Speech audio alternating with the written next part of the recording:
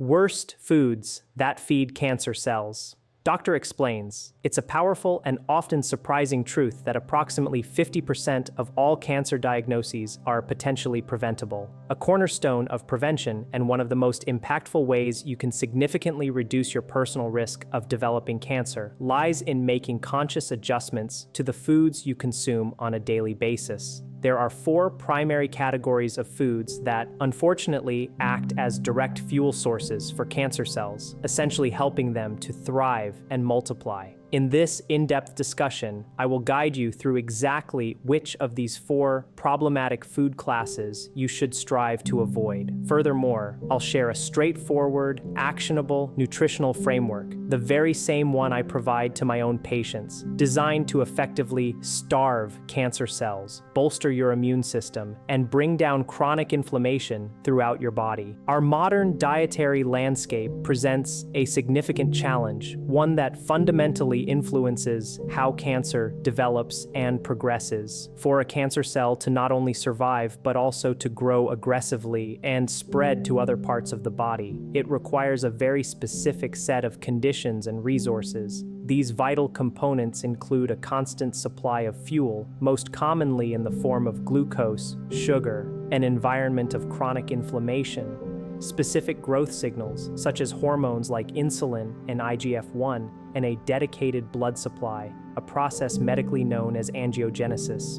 Regrettably, many common staples of the contemporary diet are perfectly structured to support each and every one of these critical stages in the cancer growth process. While the general public often expresses concern about obvious culprits like refined sugar, red meat, or environmental pesticides, one of the most insidious and harmful categories of foods actively feeding cancer cells is cleverly disguised. It hides within items that many individuals genuinely believe to be healthy choices. This particularly concerning class of foods consists of ultra-processed emulsifiers. These substances are intentionally added to a vast array of processed foods with the aim of achieving a more desirable texture, making them seem creamier, smoother, or thicker. Consequently, you will literally encounter them almost everywhere you look in a grocery store. They are ubiquitous, found in products like protein bars, plant-based milks, dairy-free alternatives, various ice creams, coffee creamers, many gluten-free products, commercially bottled salad dressings, and even some types of yogurts and ostensibly high-protein snacks. The reason this information is so critical to your health becomes clear when we examine the science. Specifically, 2 emulsifiers, polysorbate 80 and carboxymethyl cellulose, often abbreviated as CMC, have been repeatedly demonstrated in numerous animal studies to trigger significant inflammation, severely disrupt the delicate barrier of the gut, and ultimately promote increased tumor formation. Your gut lining is not just a passive tube, it's an incredibly sophisticated and vital barrier. It's designed to be remarkably tight, protective, selective about what it allows through, and perfectly sealed. However, these problematic emulsifiers actively dissolve the mucus layer, the thin, gelatinous protective coating that lines your gut. This dissolution allows harmful bacteria and various other byproducts to bypass this crucial defense and get dangerously close to your immune cells, which are constantly patrolling just beneath the gut lining. The consequence of this breach is a cascade of negative effects: chronic low-grade inflammation, detrimental metabolic changes, and significant undesirable shifts in your gut microbiome. When all these factors align, they collectively create an internal environment that cancer cells find incredibly hospitable and conducive to their growth. To put it simply, while emulsifiers may not directly cause cancer on their own, they are powerful agents in setting the stage. They meticulously prepare the conditions in which cancer cells can flourish by inducing persistent, harmful chronic inflammation. If you consider cancer as the initial spark that ignites a fire, then emulsifiers are effectively drying out the entire forest, making it far more susceptible to a devastating blaze. So, what practical steps can you take to lessen your exposure to these ubiquitous emulsifiers? The very first and most essential step is to become a diligent reader of food labels. Be on high alert and actively search for these specific names. polysorbate 80, polysorbate 60, carboxymethyl cellulose, cellulose gum, carrageenan, as well as mono and diglycerides. If any of these ingredients appear on the label, it's a clear signal that it's time to return that food item to the shelf and seek a better alternative. The second tip involves embracing simpler, more natural food choices. For instance, instead of highly processed plant milks, opt for oat milk or almond milk varieties that list only 3 to 5 ingredients in total, typically just water, oats, almonds, and a pinch of salt. When it comes to creamers, choose heavy cream or half and half over artificial chemical-laden versions. Ditch bottled salad dressings, which are often packed with emulsifiers, and instead whip up your own homemade vinaigrette using olive oil, vinegar, and natural seasonings. Similarly, when selecting protein bars, pick those with ingredients that you can easily pronounce and recognize as actual food. My third practical piece of advice is what I affectionately refer to as the grandma rule. I don't know about you, but if your grandmother was an excellent cook, she likely had a deep understanding of natural, wholesome ingredients. The principle is simple. If your grandma wouldn't recognize an ingredient listed on the back of a food label, chances are your gut won't recognize it either, and it's best to avoid it. Applying this single rule alone can dramatically lower systemic inflammation, which, as we've established, is a primary driving force, the main engine that cancer cells exploit to grow and spread.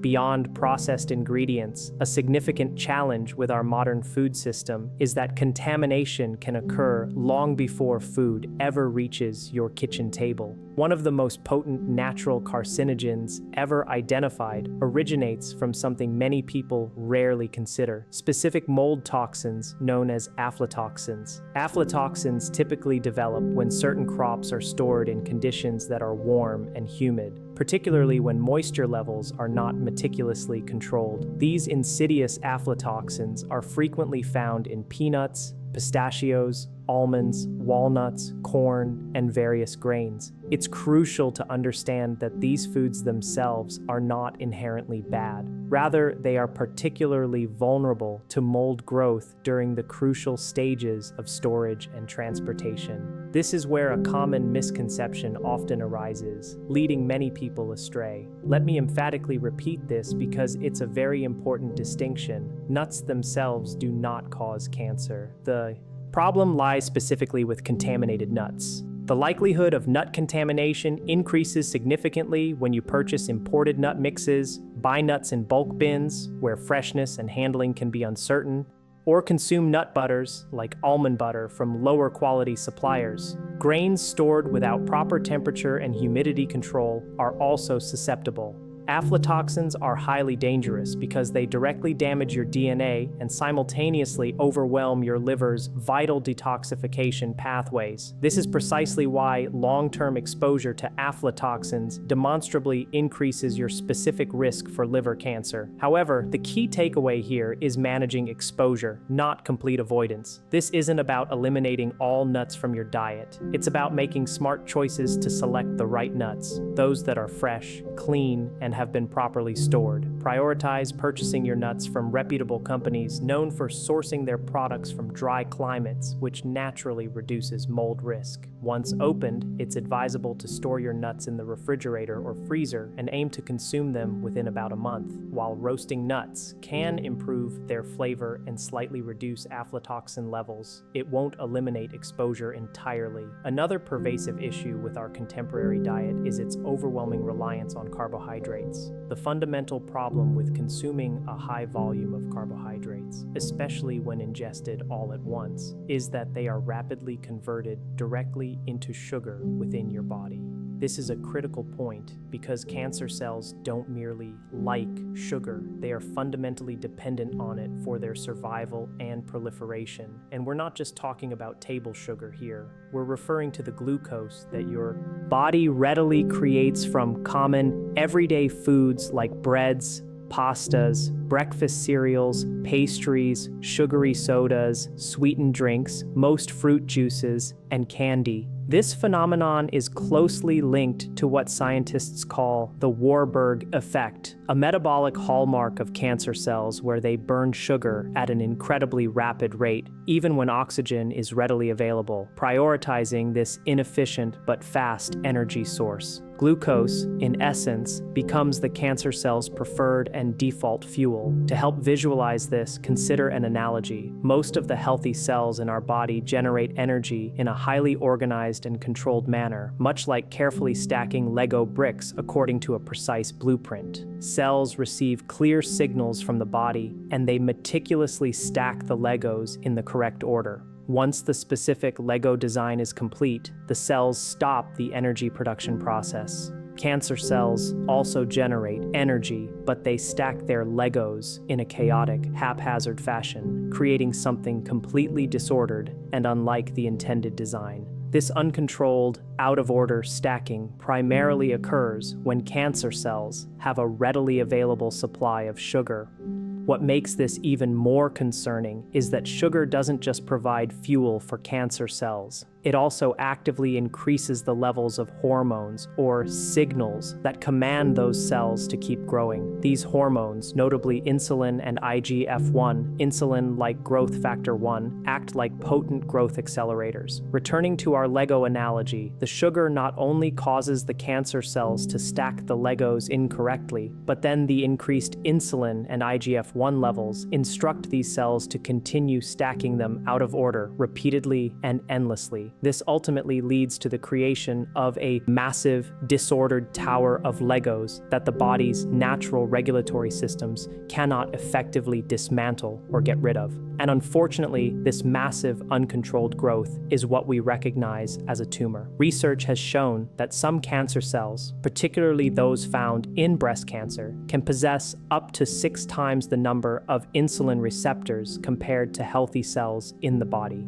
This means the cancer is quite literally programmed to exploit and thrive on this system. Consequently, a diet rich in sugar sends far stronger growth signals directly to cancer cells than it does to healthy cells. The encouraging news, however, is that you do not need to completely eliminate all carbohydrates from your diet. The key lies in intelligently choosing the right carbohydrates, those that nourish you without inadvertently fueling cancer cells. The strategy is to swap out high glycemic carbohydrates for low glycemic alternatives. This means, for example, replacing white bread with whole grain or sprouted bread. Instead of traditional pasta, consider incorporating chickpeas, lentils, or quinoa into your meals. For sugary breakfast cereals, opt for whole oats paired with fresh berries. And in place of pastries, a nutritious choice would be Greek yogurt adorned with berries. Generally, your goal should be to minimize added sugars wherever humanly possible.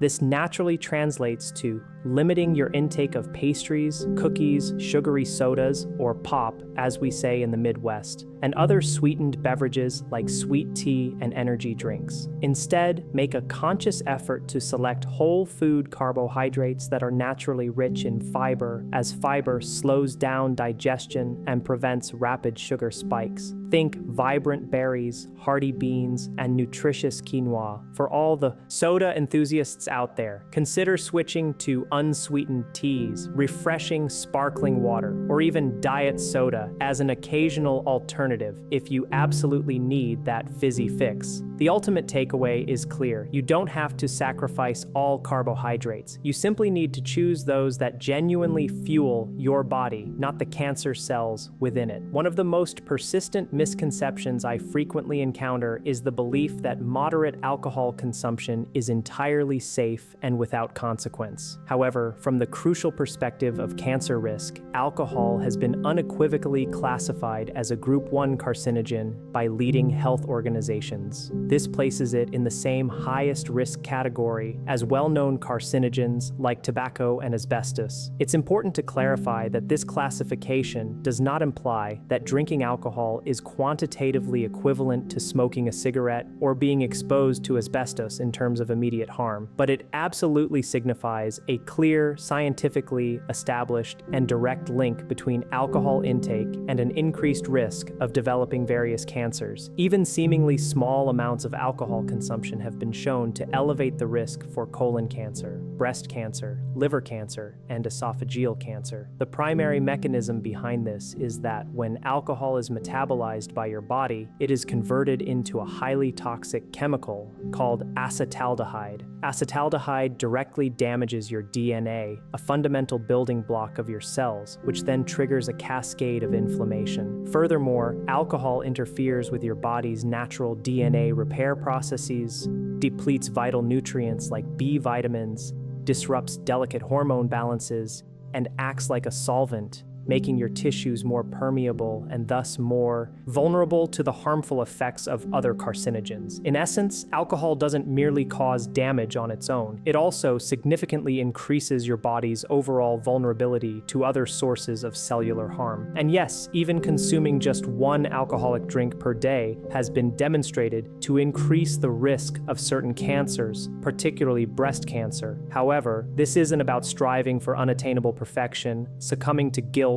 or swearing off alcohol forever. It's about empowering yourself with an accurate understanding of the truth. When it comes to cancer prevention, the clear message is this: drinking less is unequivocally better than drinking more. Even a seemingly modest lifestyle adjustment, such as reducing your weekly alcohol intake from 8 drinks to just 4 drinks, can make a profoundly positive difference in your overall cancer risk profile over time. Now, if you found the wealth of information we discussed today a bit much to remember all at once, please don't worry. That's perfectly understandable. I've compiled all the essential points, key insights, and everything you need to know into a comprehensive anti-cancer food guide. You can easily obtain a copy of this invaluable guide completely free of charge by using the link provided in the description below this video. As the ancient wisdom from the book of Proverbs 18:15 reminds us, the wise heart will acquire knowledge, and the ear of the wise seeks it out.